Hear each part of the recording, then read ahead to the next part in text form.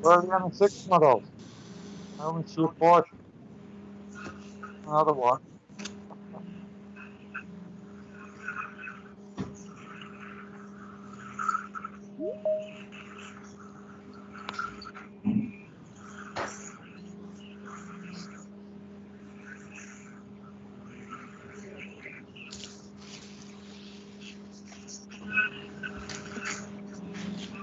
Where are the NSX models?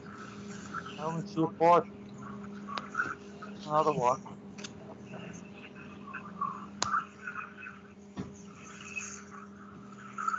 See, Richard has his hand up, but I don't know what I can do about that.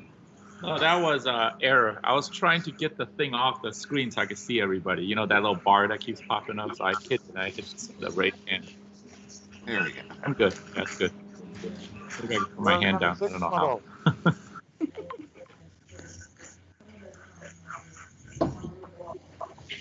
Is there no text chat in this session? Hey, John Komar. Hello, May. How's everybody? Good. Hey, John. Oh, Or should I say good afternoon? This is Tom in Arizona, just checking my mic here. Hey, Tom. Oh, you can hear me. Last time I couldn't get through. Thanks. Testing, 1, 2, 3, testing. Look at that mask on Hugh. Eddie, taking over.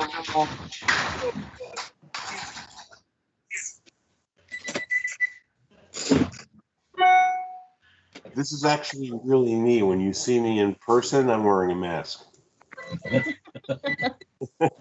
Okay, so let's take a look.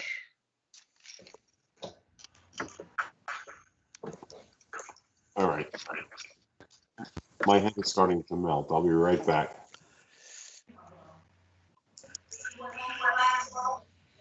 Okay, do we want to go ahead and mute everyone except for myself and Rick, and then we'll get started? Sure thing.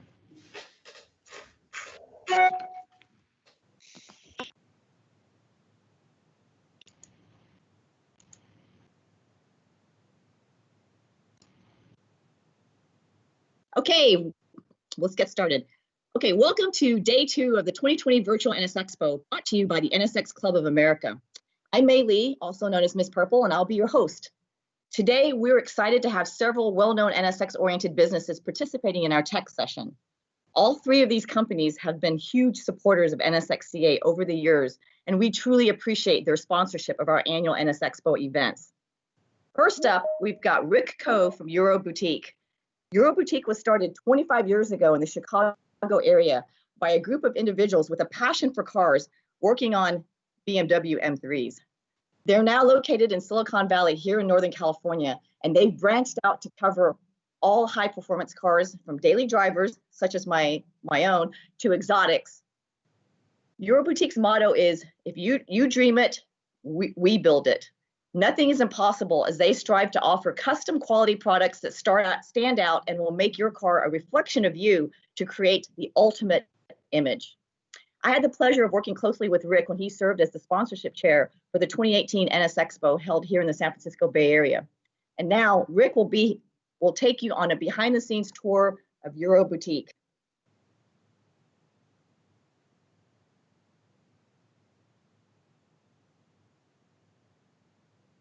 Okay, I just unmuted him. Okay. Yep. Hey guys, this is Rick. I've met many of you guys in person, which is always great to see people. And I'm over here in Northern California, as May has said. This is our first virtual NSXPO, so everything is new to me. I made the video, which some of you guys have seen already, some may not have, but the video was kind of to give you an idea of some of the things that we do here, some of the new products that are coming out in the next year or so, and things that are just around the corner. Today, I was going to prepare some slides or something, but I thought since this is a tech session and it's for Q&A, I want to leave it relatively relaxed and open, so I don't have a set format. I did put a folder together with some photos of some projects we've done in the past on NSXs if you guys want to see. But I figure since I got some NSXs here behind me and I got some parts here behind me, if you guys have questions or if you want to see something or maybe how something is done, I'll try my best to answer those questions, and then you guys are welcome to ask me anything, and I'll try to do my best to answer those questions for you. Our focus has been always on the NSX stereo side. We do a lot of stereo work, so I do take these cars apart quite a bit. Me and my team does a lot of work on these things, and if there's something you want to see, whether it's the back of something, or you want to see the wiring, or maybe you had a question about how one of our products fits, now's a great time to ask, and then I'll be happy to explain the best I can. So with that said, I'll leave it open. And did you guys want to see anything behind me, or had questions for me today? And then I'll try to answer those questions for you. If not, I can also show some other products that I have behind me live. I guess I can do that as well if there's no specific questions right away. You want me to do that? In order to ask a question, you're going to have to unmute yourself, or you can ask the question in the chat window. Okay, and I'm going to go grab something.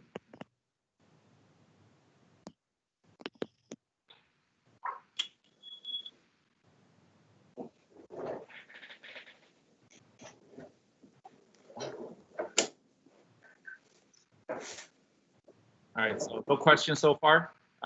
Everybody's good. I'm going to show you guys something. We've made a lot of, we've kind of started down this path of making carbon products with the NSX dash panel. Primarily, we were doing that out of a need more than a want. Initially, we were taking OEM dash panels, and we were cutting them, modifying them, sanding them down, doing them one at a time for local NSX owners. And that was the only way that we were doing it up to that point. And then shortly after, we had NSX owners, from across the country, maybe 5 hours away, could be worldwide. We had an NSX owner call us in Jamaica for an NSX dash panel. And so we decided to make the panel from scratch, as you guys know. So that was our first project going down this whole path of making carbon fiber products. What I have in my hand here is something a little bit different. A lot of guys come to us and said, hey, it'll be great if I can get a carbon fiber glove box. This is the glove box for the NSX.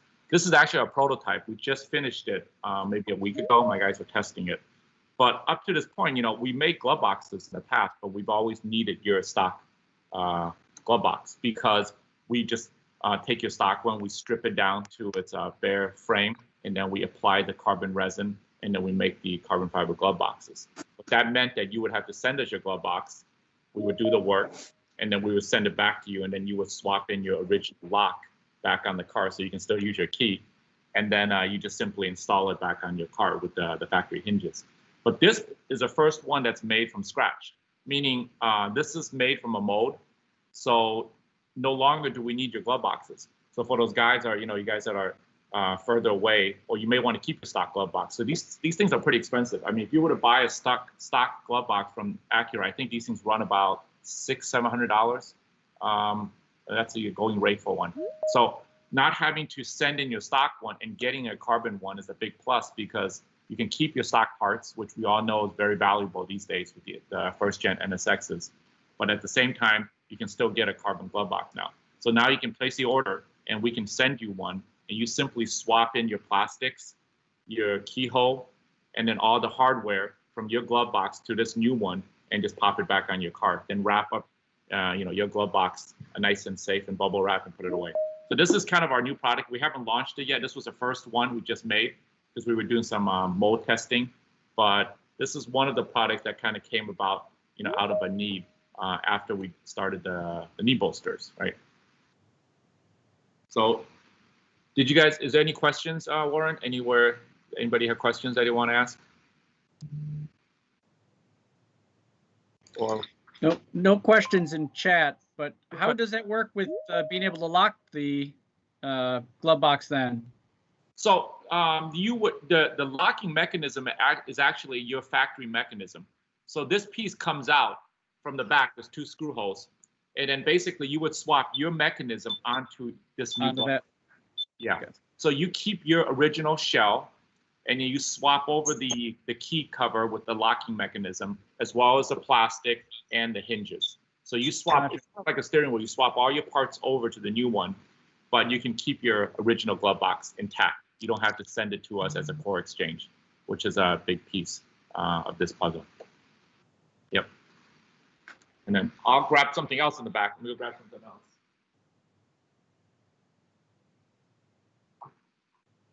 I love the show and tell.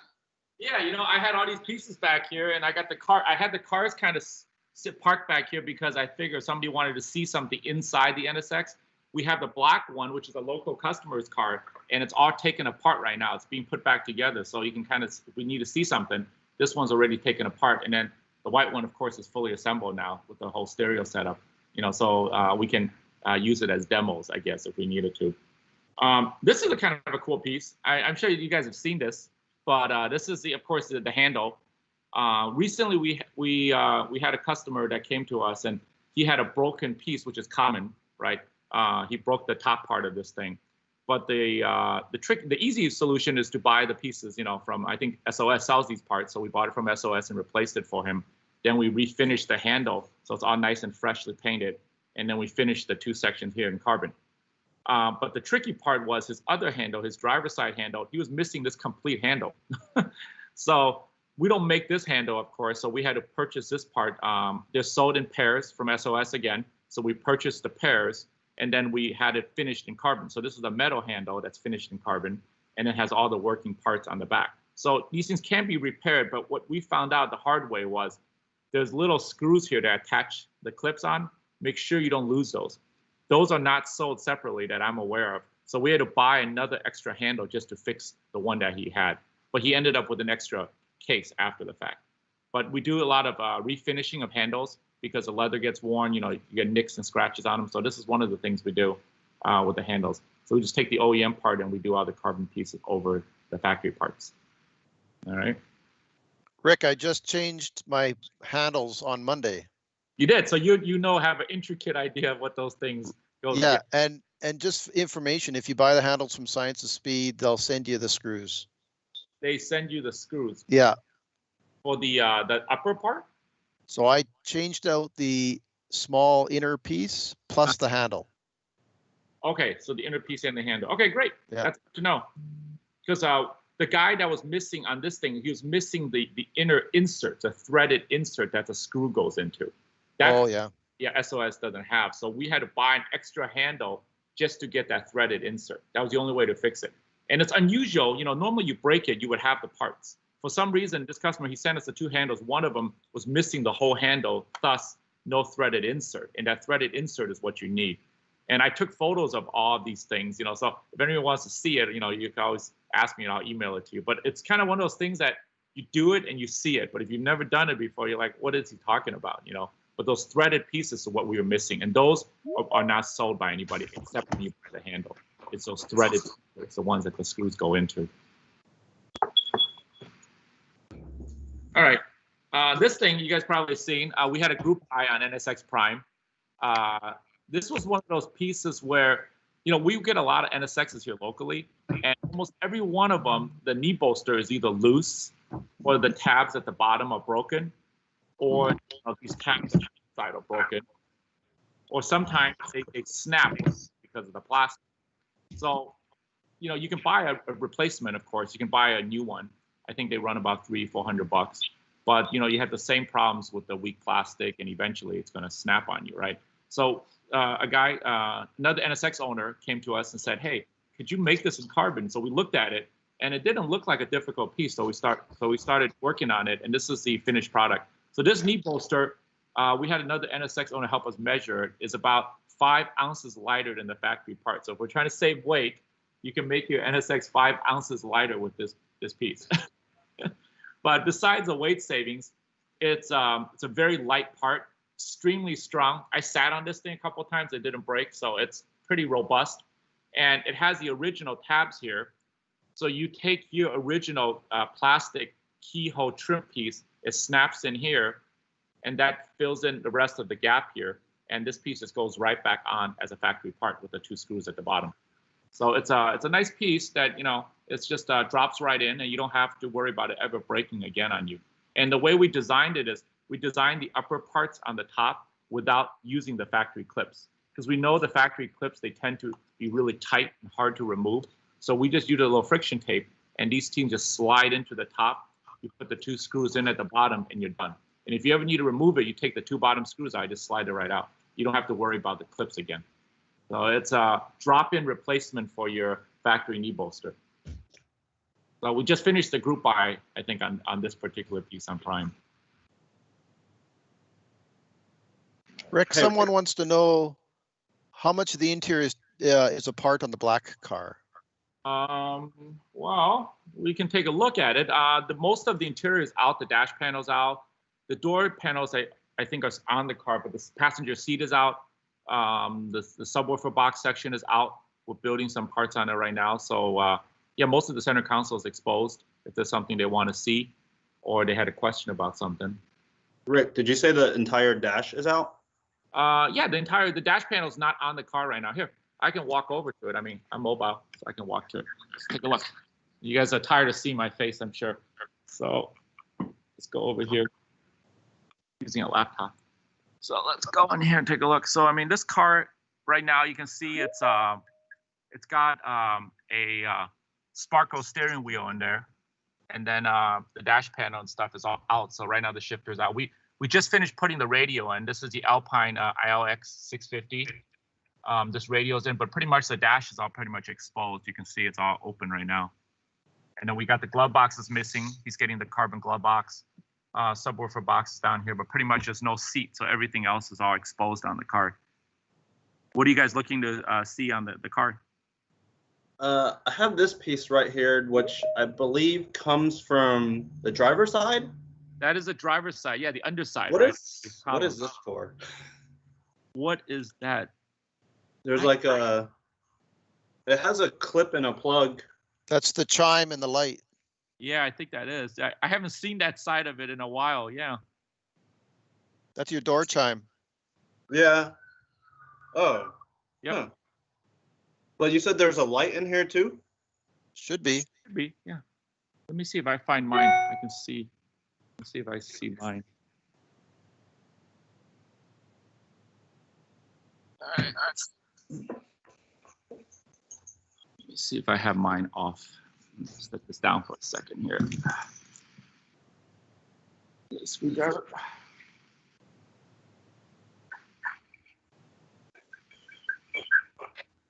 Why are you taking that part out, Jason? This is from a different car, not my car. Or well, not my original. Okay. Rick, someone asked if the carbon pieces are made in-house. They are all designed in-house, and then we have a contract manufacturer that builds it for us. Yeah, I got another question in chat. I don't want to interrupt you, but do you want me to hit you with it? Yeah, go ahead. So he's looking for a billet or carbon fiber mode button surround for the NC1. I said it'd be nice to add some weight, cover the plastic knob to make it look a little sharper. It could, slide over the trim ring. They got a couple people that asked about something like that. Yeah, we actually have an NC1 that we took apart, and then we're investigating that part right now because we're building the silver trim piece for the center console on the NC1s as part of our stage 2 program. So stage 1 right now, I was hoping I had a mold to show you, but I don't have it finished yet. But we're building the door trims on the NC1 right now, so that's stage 1. We're going to finish those probably in the next 2 weeks. We're going to do some testing in-house. Once those are done, the next step is to go in and work on the center console trim, and then that button we're going to look at as well, the mode button. So that's something that we can investigate while we have the car taken apart. That's a good question. Jason, did I answer your question? I know we talked about it, but I pulled it. Yeah, I mean, I'm pretty sure I got the idea. I've never been like taking this part off on my car. So, and then when I got the other car, it was missing one of the holdings. Yeah, that one side is the light. I pulled mine off, and the other side has the plug for that harness. So there should be, if you look up in the cluster, there should be a wire plug for that yeah. charge light. I think it's shoved up there, and like they just sort of didn't care about it. Yeah, a lot of times they tuck it up there if you're doing work and they forget to plug it back in. It's common, but it's not a critical part of the vehicle. So if you don't plug it, you just don't have the chime pretty much. Well, I can't quite mount it back yet until I like re-glue or fix this. Fixing those pointy tabs, right? Yeah, the other one. Yeah. Yeah. Yep. Rick, I have another question. Okay. When you're installing a double DIN unit, how do you get it to line up with your console piece? Okay, that's a great question. I'll go back to the car and I'll show you a little bit of what we do, the trick behind it. Let's see here. So, all right. So here we're looking at the center console. There's two parts to it. One thing we always look for is when we're aligning the radio, we want to align the radio with the dash. So if you look at the contour of the dash, we start with a reference point right in the middle, so it's flush. We use a SOS radio cage for all of our installations because the SOS cage works great. There's other ways to build brackets if you don't want to use it, but you know, it's an easy way to mount the radio, very solid in the vehicle. Once it's mounted, the SOS cage has a bunch of holes on the side, so you can control the tilt and the pivot of the radio. So a part of it is trial and error. You know, you put the radio in with 2 screws, tighten it up, and then I'll put the dash panel in and then look at it. And then depending on the gaps and the fitment, you may have to pitch the radio down or up a little bit. And with our dash panel, we actually give you that ability because I'm going to come back outside. I'll show you guys here. Put this down. Actually, come over here. Sorry to keep moving this thing around. All right, so with our dash panels, we designed the panels, even though it does look like it's totally flat, we actually designed it with a little bit of glare reduction by tilting it up here. You see these little beveled edges on the thing? So that allows your radio, so when your radio is in here, just imagine the radio, instead of being up this way, you can pitch it forward a little bit. And that's where I was talking about with the adjustments on the side of the radio cage. By adjusting those pivot points of the radio, you can pitch the radio, instead of being at this position straight up at the sky, you can tilt it forward maybe 10 degrees. That gives you a little bit of glare reduction because this lip is actually built out on the top. And that's why with this dash panel, it gives you a little bit of glare reduction without going to a full, 30 or 40 degree tilt, which we do on our other dash panel. So this panel is the one that's made from the mold. It's 100% carbon. It's got all your factory screw points, which is a big deal. If you don't have these, you'll be gluing everything in. So we use the factory screw points, factory screws, because before, you had to pick your own screws, but now use factory screws. Everything's all carbon, but this panel gives you that little bit of tilt with the radio cage, and that's how we position the radio in. If you're using our reduced glare panels, then it's a little bit different because now the radio's tilted quite a bit more. And then I'm going to come here and I'll show you guys. This is inside the one with so this one has the reverse tilt. You can see the radio sunk in quite a bit further. And with this kind of panel, you have to move the radio down further. So with this kind of design, you kind of have to shave the inside of the dash a little bit to tilt the radio quite a bit more. The advantage of this kind of panel is obviously the glare reduction. But the disadvantage is, when you're looking at the buttons, I have to hit it with my pinky. You see how it's kind of tucked in here? Because they're all tucked in the bottom here, you have to use the finger to hit it. But I think the gain is better because you get less glare, but it does require more work. And we used to sell these panels on our site directly, but now we prefer to talk to every customer because there was a misunderstanding. I think that a lot of people thought these panels would just drop in fitment. And it really isn't because the reduced glare ones, they require moving the radio to a different position because essentially you're moving the radio into where the ashtray used to be. So it's a little bit more custom, requires a little bit more work. But the full carbon one that we sell is pretty much a drop-in panel. The radio is very easy to align with the SOS cage, and then you just line it up with the dash angle to start with, and then play with it slowly until you fit it. It fits just right. And that's how we get the radios to fit. So we got a question about what drives your production. Do you design things organically and then poll people for demand, or do you wait to hear demand and then respond accordingly? I think we try to do both if we can. I mean, the NSX community is small. There's a lot of great vendors out there that make a lot of great parts.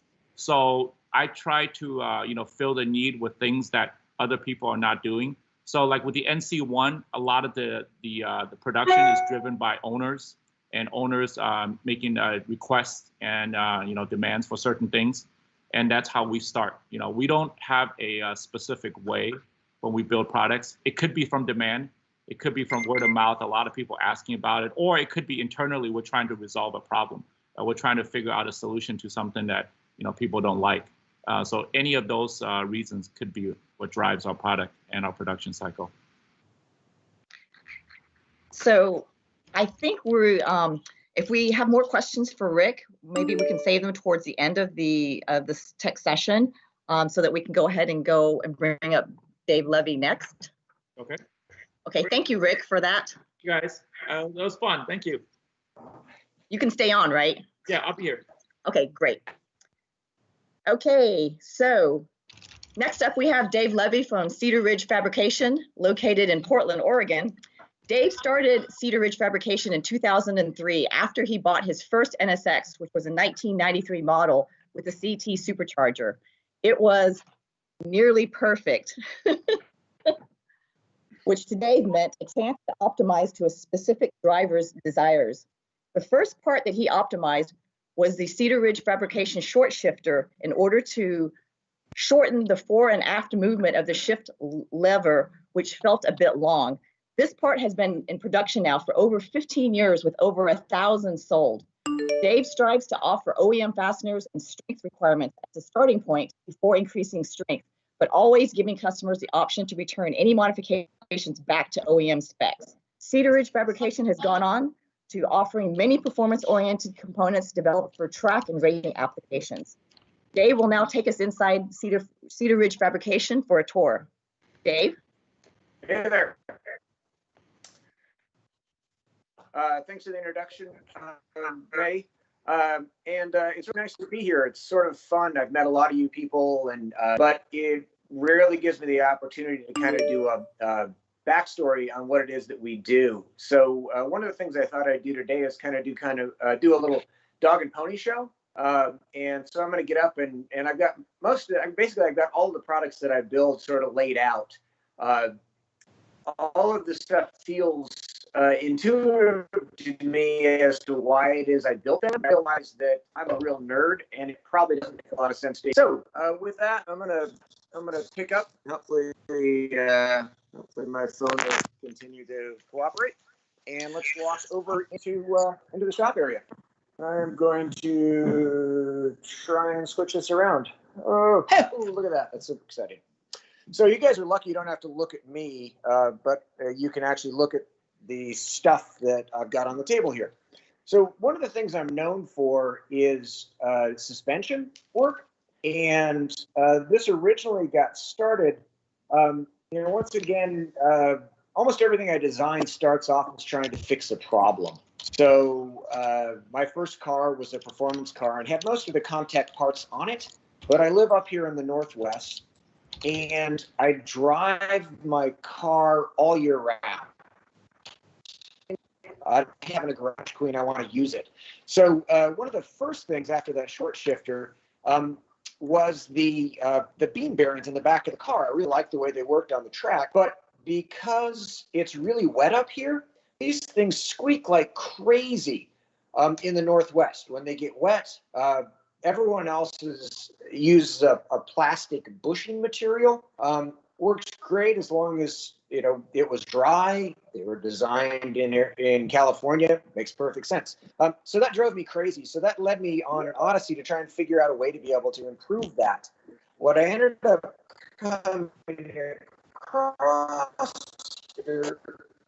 came across, and so this actually has that bearing installed. And as an example of bearing, here's one of them. So what that is it is a spherical hardened stainless steel ball in the middle, and then it has a Teflon liner on the outside. So theoretically, permanently lubricated, very strong, high load carrying capacity. But what I like about it is because it's lubricated with the Teflon, they never squeak. So that was one of the first things I came up with, and then I came up with a slightly different way of being able to install them using a snap ring that doesn't have ears on it. It's actually a spiral snap ring, so they're easier to install, and they also create constant load all the way around the part. So easier for the consumer to use.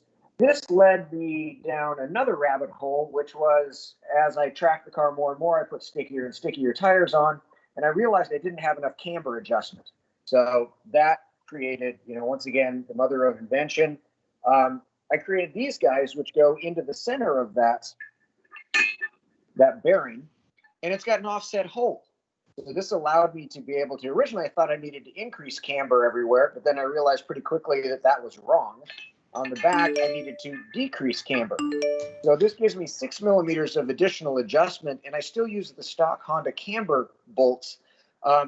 And so this allows me to drop about a degree of negative camber out of the back of the car, which works perfect for a lowered car on the track with sticky tires.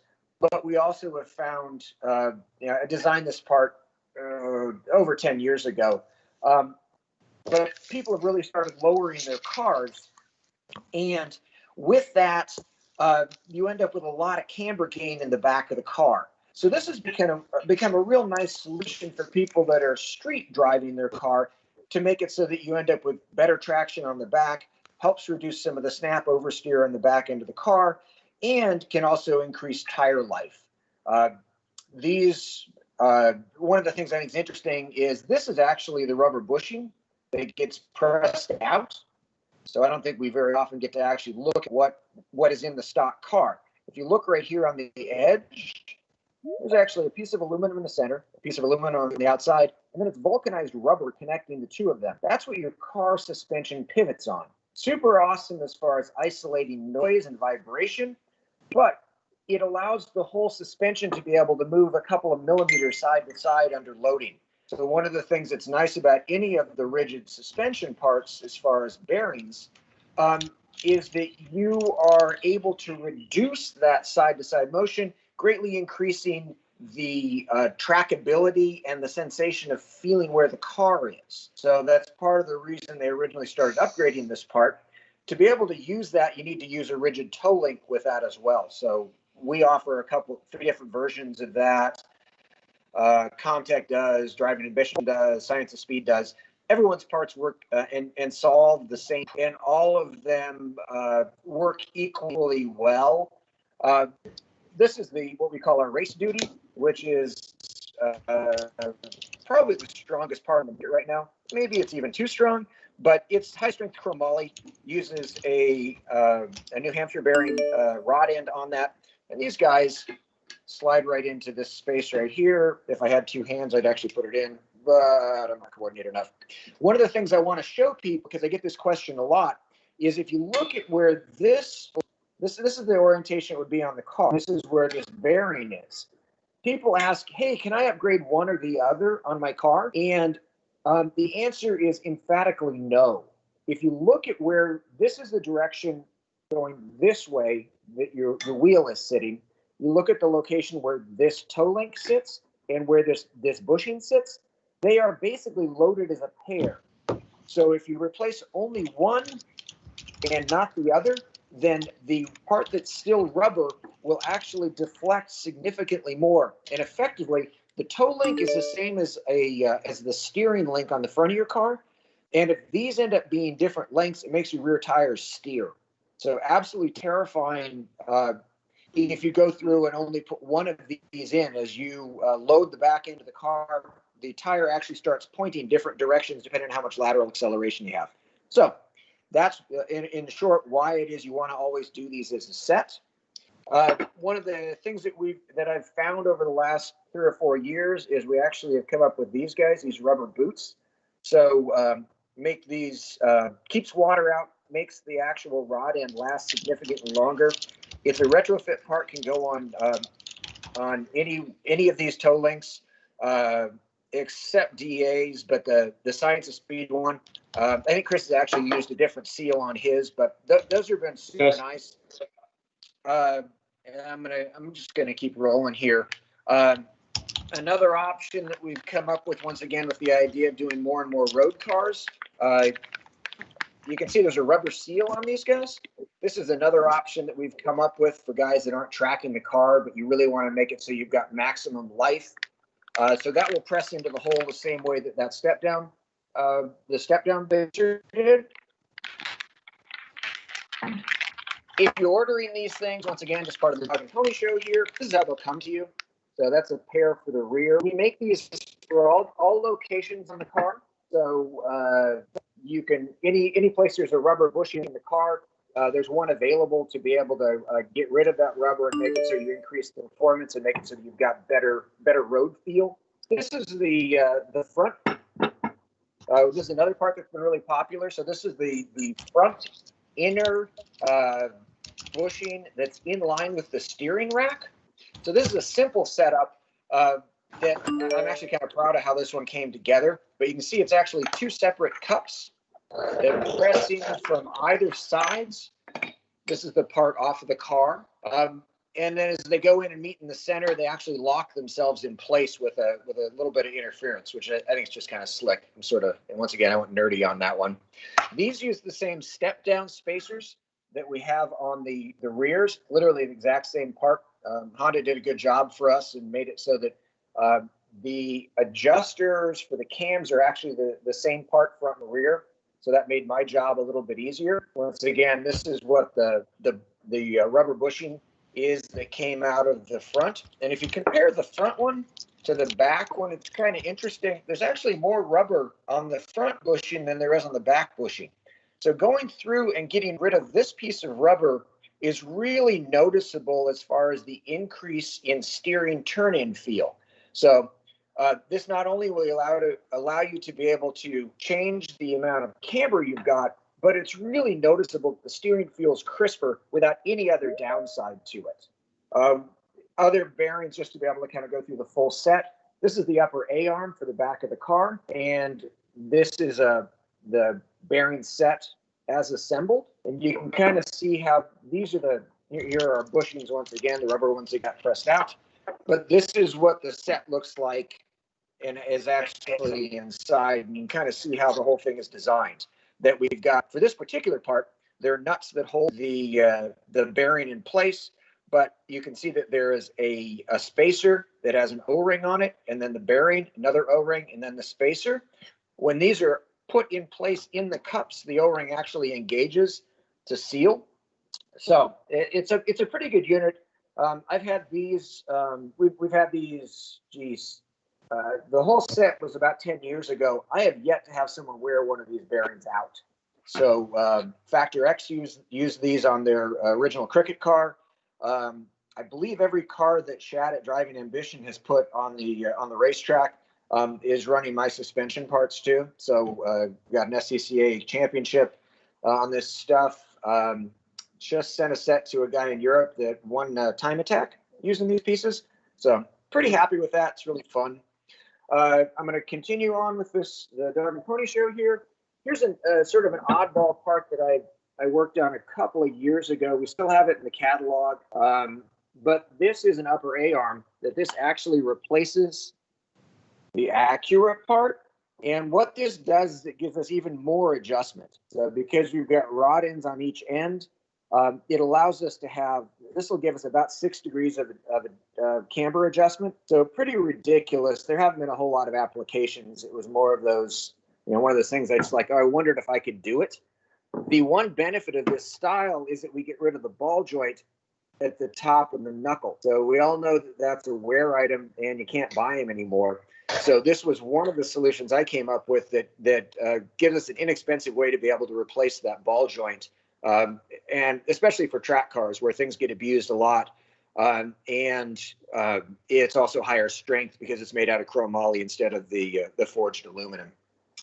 Other parts that are sort of, we're trying to answer questions are my adjustable toe links. And these were specific to be able to allow people to corner weight their car. So when you go through and you put your car on scales, you need to be able to independently adjust the length of each one of these sway links to make it so that the sway bars don't have an effect on the amount of traction that you've got in the car. So very simple on the back is just a basic turnbuckle to be able to shorten or lengthen that. The fronts, because of limited space, you actually have to unbolt these to be able to adjust the length of that because there isn't enough distance. The other piece that's great, and then these are also available now with the rubber boots, for street applications, keeps them quiet, makes them last a little bit longer. The other thing with these that I also found is really helpful is that throughout the different generations of NSXs, the sway bars were slightly different in how they were manufactured. And as you raise and lower the car, sometimes there's interference with the battery tray. So on the front end, sometimes being able to make that sway link longer will actually rotate the edge of the sway bar out of the way of contact. So it's also been a good solution as far as fixing that as people have made their cars lower. Next part I'm going to roll on to is my front compliance clamp. I just happen to have one of the original compliance clamps. I think these were actually made by Rob Morrison back when he was racing. So this would have been, 15, 17 years ago. And for guys who don't know what the compliance joint is, it's at the front end of the suspension on our cars. It's a really, really ingenious part that allows the suspension, the entire wheel, to move backwards before it starts to compress the suspension vertically. This is really, really fabulous because you can hit a pothole and your steering wheel doesn't get jerked. The problem with that is that under hard braking, the wheel can actually move rearward before it starts to actually slow down the car. It makes it so that the front end, especially if you're on the track, can create a judder in the front end because the wheel's literally oscillating back and forth before it's starting to compress the suspension. It's really easy to just lock that thing down, and it doesn't have much of a negative effect on the way the whole car handles or rides. What they originally did is they made it so that the compliance joint sits inside this hole, and it clamps the whole piece down. Little backing plate on it uses the holes that the compliance joint actually mounts onto your car with. Really simple, really good, works fabulous. The downside on this, and part of what I like about having this, is that it removes tire clearance. So you can actually see the rubber that's on the end of this one. I, being the geek that I am and started tracking my car a lot, immediately put the biggest tires I could put on my car. And I immediately started cutting the sidewalls in them from hitting these clamps. I looked at that and thought, there's holes that are going through those compliance joints. I could just go through and make a part that bolts through the joint instead of having to go all the way around. Bingo. Now I've got the same clearance that the car was designed for. So this is another part that's been in production for, probably 15 years as well. Bunch of different versions of it. And this is the final version that we just finished. It's got a little bit of extra clearance on it to be able to make it so that we can deal with some of the anomalies in manufacturing. So these seem to fit a little bit better. The other piece that's nice about it is it's universal because the hole drilling has to be different on the left and the right. And you can see the double holes in it here for the through clamp bolts. The other piece that I'm super excited about, this has taken me years to figure out, but we now have got a complete titanium bolt set. So titanium bolts these are 6-4 ties, so it's nominally the same strength as the factory parts, but they're 40% lighter and they never corrode. So super, super awesome upgrade. And as it worked out, it only added $25 to the cost of the clamp set. So I'm actually really pleased with that. But that's a new part I'm just announcing right now. We've sort of done a soft rollout on that as those became available. But that's kind of fun. I'm going to continue down the fixing problems that I saw. So I think most of you guys are familiar with these, the timing belt shields. One of the Achilles heels of our cars is that the damper on our crank is a very old style design that actually has a metal ring on the back of it that's vulcanized inside of the lower pulley on the crank. Over time, that rubber will just give out. And the original design of the C motor has only got a piece of plastic protecting the timing belt from anything that could damage it. And so what would happen is that the metal plate would delaminate, it would rattle around inside the pulley, and then eventually it would cut its way through the plastic cover in a matter of seconds, and then it would eat your timing belt. And then because we have an interference motor, your valves would hit your pistons, and you were looking at what used to be a $12,000 bill, but now parts aren't made for the C motors anymore. So you end up in a world of hurt. So these are relatively inexpensive, and like I like to say is that they're the cheapest insurance you can put on your car. The other solution now is ATI makes a sealed hydraulic damper that that never can come apart. So that's a really good solution if you want to spend the money for it. But this is also just a super easy way to be able to go through and keep any car on the road. It's a DIY part. And if you're ever doing your timing belt, because it comes with bolts that go through and replace 2 of the stock bolts, any tech will throw that on your car for no additional cost. And like I said, they're cheap. They're $70 for the solid one. That's a little bit heavier. And then this is our lightweight one that's got these cute little cutouts on it. And those are $100. We've got these, SOS has got this part as well. Other things that I've designed, once again, to solve problems. This is our hardened motor mount set. And these are really, really simple. So since I was tracking the crap out of my car, I ended up breaking motor mounts on a fairly regular basis as I put more and more power in and I drove the car harder and harder. And I got tired of replacing them. And then I realized that if I just filled these things full of urethane or some sort of a rubber, I could just make it so that it doesn't move as much. Originally, we just started filling these, but if you didn't catch it quick enough, the center section would tear out and it no longer would align with the rest of the motor mount. So I came up with these little aluminum cups that go through and align the outside with the inside, and then you can just pour through the 4 holes to be able to make a solid mount. So it allows you to go through and use what was a piece of trash, and now you've got your own solid motor mount, and everything aligns correctly. This is also kind of unique that once you're done casting this, if you want something that's a little bit softer, you can actually pick these covers back out and have a full rubber mount, somewhat similar to what the stock one was, but it has the gaps inside taken away. So then it just ends up being an alignment piece. So that's kind of a fun thing as far as being able to solve a problem. I'm just going to keep walking down my little piles of stuff. I think most people are familiar with these guys, which are my adjustable exhaust hangers. So this was another trying to solve a problem that I was driving behind. I was in a caravan heading to 2016 in Orlando, and I was driving behind all these different cars, and we were taking turns and moving around. And it's like I looked at every single car, and their exhaust was hanging crooked. And it's just like, oh my God, I just can't believe that. All of these cars. And I just thought, oh, that's just an anomaly that, that occasionally they're crooked. But it's like every single car I looked at. So what I did is came up with a simple little part that we can actually adjust the length of it. So normally what you do is you end up bending the hooks that the exhaust hangs on. And you can do it, but it's kind of a pain and it's sort of hit and miss. And sometimes you get it right and sometimes you don't. It just seemed to me it's like, oh, we can just make this thing that's got 35 millimeters of adjustment, and you're able to get it so that your exhaust hangs perfectly every time. We always recommend that you use 4 of these because there's 4 corners that the exhaust hangs on. And this is always going to be a problem with the NSX because of the way the exhaust is run. It has a sort of a convoluted run, and the exhaust actually has the weight of the catalytic converters on it. So over time, everything fatigues because of the heat.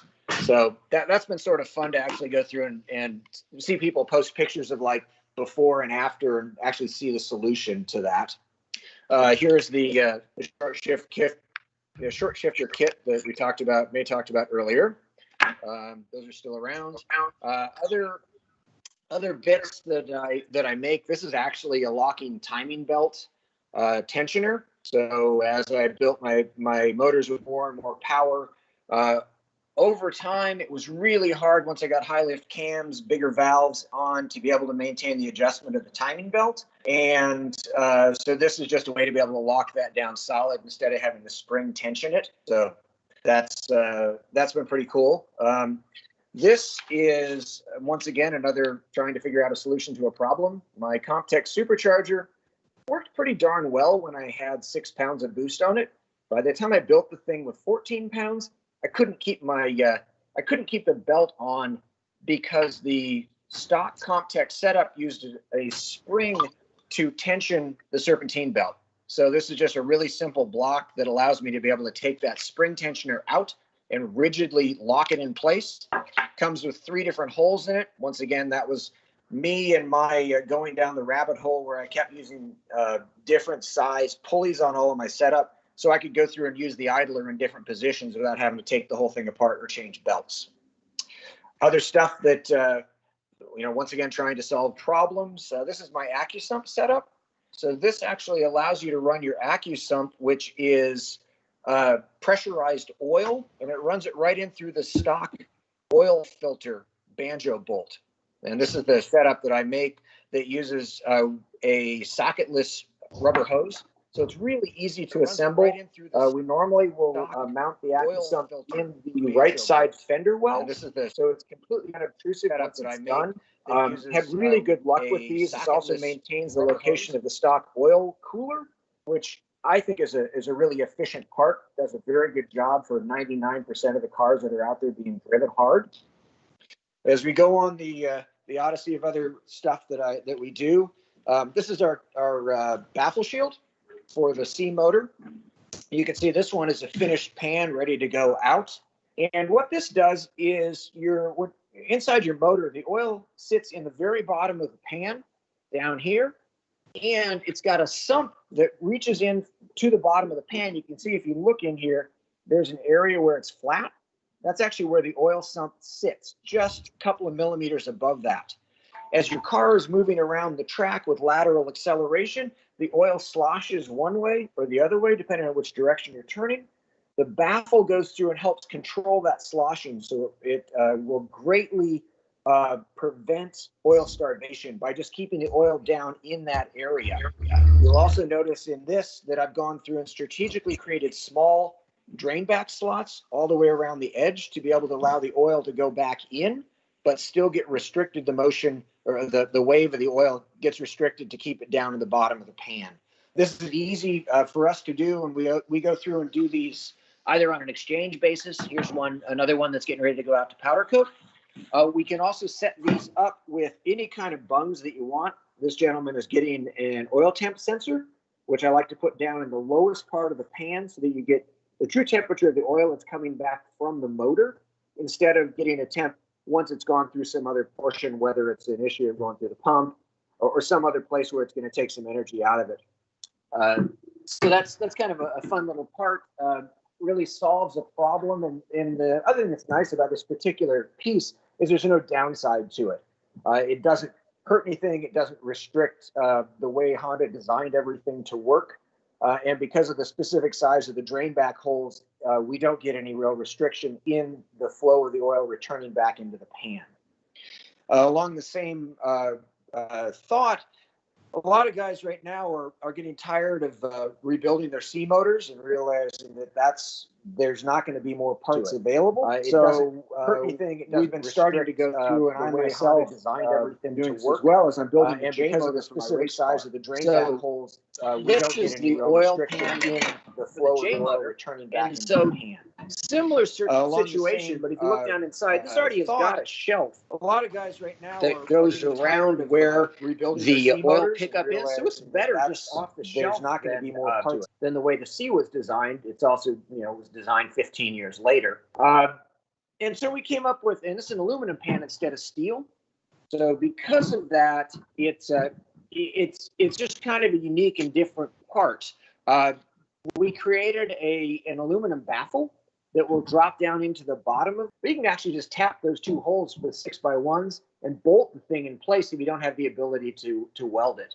And once again, it's designed similar to the way that the steel pan for the steel baffle for the C is, with the one difference, which is this spot right here, which is where your dipstick has to roll through. So we couldn't seal that up quite as tightly, but this is where your oil pickup comes up here. There's a stabilizer for that oil pickup that rolls right here.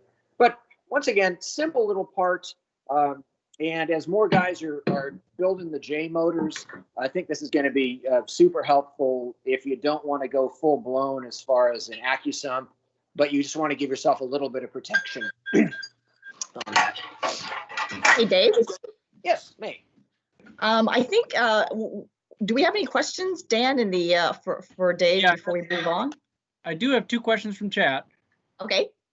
The first one, and we might have missed this, that your website is currently down, so someone is asking if you make tie rod ends. I tie rod ends for the front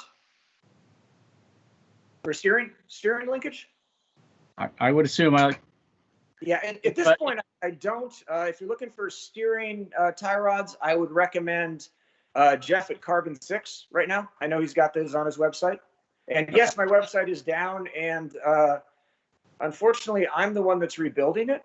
So I'm making car parts instead of working on my website. I'll admit that. I'm bad. The bad thing is I don't know, it's probably 80% done. And so I should just light the thing up, but I'd really like to have it finished before I put it up. But I'll have to make peace with that, and hopefully I'll actually get that thing done up, or get it up by the 1st of the year. And the other question also from the same person, that's, have you ever heard of your adjustable sway bar links snapping? And how are the sway bar links lubricated with the boot? I have not heard of one of them breaking. It's certainly possible with sway links. If you go beyond the capacity of their ability to articulate, get it up by the first. Just like the stock ones, which break on a fairly regular basis when people do that, these will break as well. We do offer different lengths. I'm going to switch the camera back around. I think I am. There we go. We do offer the rears are a really, really big rod end. So I doubt that these are ever going to fail. Plus, because of the way they fit, there's tons of articulation and it's long. So any sort of misalignment has got a tremendous amount of angular ability to align. The fronts, because they're relatively short, if these are misaligned by a small amount, it's possible if you have a tremendous amount of travel to go beyond the capacity of the piece to be able to articulate.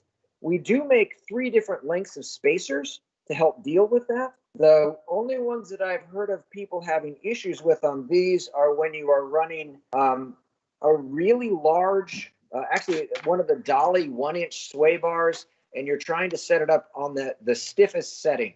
Then this articulation gets to be too great, and we make longer spacers to be able to move the whole sway link closer to where the sway bar pivots to be able to deal with that. So if people have had issues with that, feel free to contact me. I'm trying to think if we've ever had those up on, those were up on the old website, but I actually lost my URL. So that's why the website went down. So Okay. all of the information that was The there. last comment is someone offered to help you with your website. So if you're looking for assistance. Yeah. Okay. Have them message me. I would love to do that. I'm pretty good at making car parts. Really bad at doing websites. Thanks. Thank you so much, Dave, for that deep dive. I'd like to go ahead and switch over to our next guest, and hopefully all 3 of you can stay after. We can definitely run the session over for additional questions. Okay. So can I have 1 or 2 more minutes? Sure. Or did I get cut off already? So 2 things. I've been working on a whole bunch of new parts, and that's part of the reason I've been sort of people haven't seen very much of me on any of the forums. One of the things I'm working on that I'm really close to being finished is an increased camber correction that will go in the upper A-arms of for the car. So that's been a really long haul. I've been working on that one for years, but that's pretty close. The other piece that has been my quest is coming up with a new limited slip differential that will work on the stock gear ratios that Honda made. And I'm just signing a contract with Wave Track to get those made. So that's really exciting for me. It's a Torsen style gear differential, so really smooth application. And what I think is going to be great about it is there's no wear parts. There's no clutch pack inside. It's got a very, very smooth engagement. So keep an eye out for that. Hopefully we'll actually get something in place and do a big announcement for that over the course of, it's probably about 3 or 4 months. But I've been working been working for years on trying to get someone to do that for me when OS Daikin stopped manufacturing. So thanks everyone for listening to me. And if you got any questions, I will hang if I can answer them. Okay, thanks so much, Dave. Really appreciate that. Okay. Great presentation. Thank you. Okay, finally, we have Chris Wilson, who is the General Manager of Science of Speed based in Chandler, Arizona. Science of Speed is a worldwide leader in first and second generation NSX performance and preservation parts. Chris previously served as the NSX Club of America's treasurer and was also the event director for NSXPO 2015, which was held in Palm Springs. And there's the group photo behind me from that awesome event. We're excited that Chris is introducing the TVS Supercharger system here in this virtual NSXPO tech session. So, Chris, take it away. Hey, how's it going, everybody? So first, wanted to thank everybody that's joining us. Thanks to May, Warren, and Dan for putting this together. Really appreciate it. Had some problems with audio earlier. I just wanted to make sure that it's coming through okay now. All right. So as of today, we launched our new Supercharger Kit. It's based on the TVS 1900, and we're using this event to bring some information about the kit to be available. So what I figured is I have a video clip to share on YouTube. I'm going to put it in the chat. It's fairly short, about 3 minutes or so. So if we could watch that and then come back to the presentation here, I'll go into a little bit more detail. So I'm going to put that in chat now. Quick comment, if you don't have a chat button, try logging in and logging back out. I don't have a chat button because I'm on Windows 7. Could that be the issue? Could be.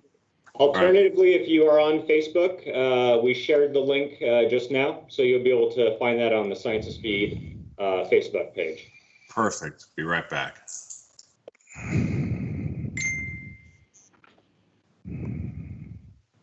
And we also have a link to both of Chris's videos from the NSXCA website as well.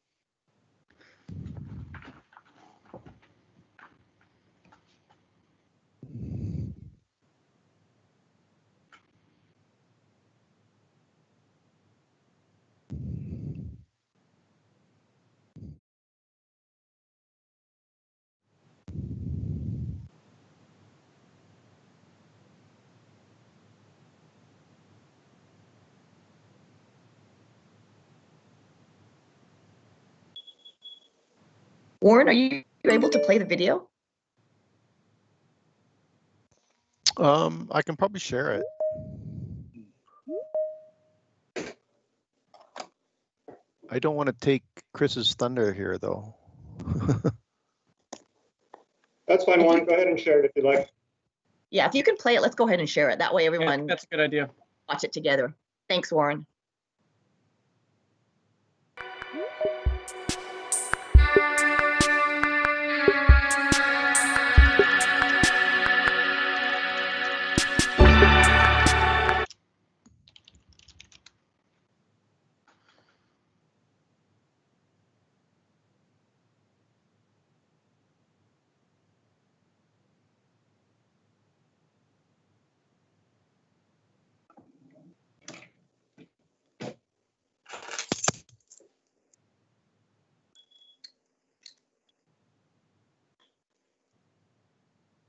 Bear with us as we get this up and running. And just a reminder, both Rick and Chris have generously donated something that will be given away to the best question. So be thinking up things that you'd like to ask one of the two of them, and we can get to that in the Q&A session later. And also, obviously, questions that have already been previously asked. So I'm leaving it up to Rick and to Chris to pick who those folks are. My mind is churning.